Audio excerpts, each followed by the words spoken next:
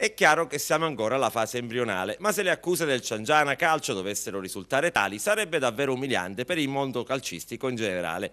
In un momento così delicato per lo scandalo scommesse, per il comportamento a dir poco vergognoso dei tifosi del Genoa che hanno umiliato i propri giocatori facendogli togliere le maglie dopo lo 0-4 con il Siena, dopo l'aggressione del tecnico della Fiorentina Rossi che ha colpito più volte il suo giocatore Ljajic, dire che il mondo del pallone è malato è poco.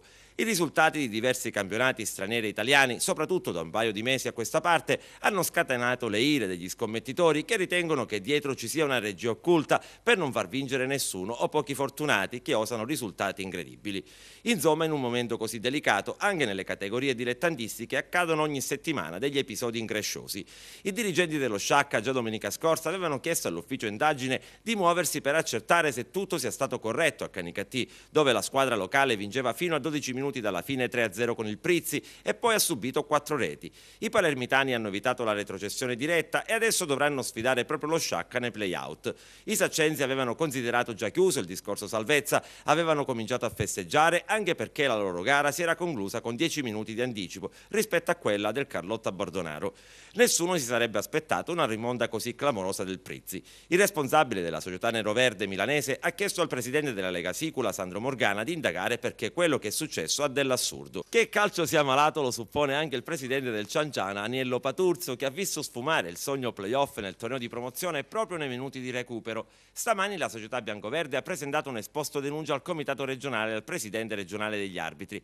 Sotto la lente di ingrandimento l'operato dell'arbitro Trischitta nel match perso dal Cianciana a tempo abbondantemente scaduto e su un calcio di rigore inesistente sul terreno del Ciminna. Ciminna-Cianciana era una delle gare più importanti dell'ultima giornata.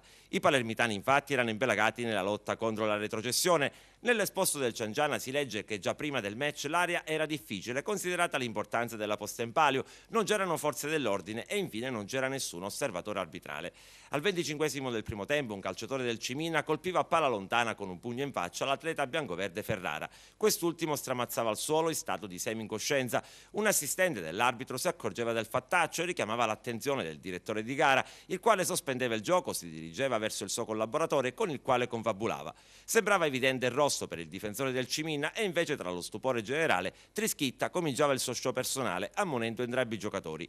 Al 20esimo della ripresa, con un contropiede ciangianese 4 contro 2, veniva lanciato in campo un secondo pallone e l'arbitro interrompeva il gioco senza prendere provvedimenti nei confronti della panchina del Ciminna, responsabile dell'accaduto. A tempo scaduto, conclude Paturzo, arrivava il capolavoro del direttore di gara. Un calciatore di casa si aggrappava platealmente al collo del difensore ciangianese Piazza, trascinandolo a terra. L'arbitro, continua Paturzo, invece di ammonire l'atleta di casa, concedeva al Ciminna il penalty. Pertanto, alla luce di tutto questo, la dirigenza del Cianciana chiede agli organi di controllo che ognuna per le proprie parti ristabilisca la verità e l'onestà sportiva. Il Cianciana, dal canto suo, andrà avanti anche per altre vie perché quello che è successo a Ciminna è preoccupante anche per il futuro.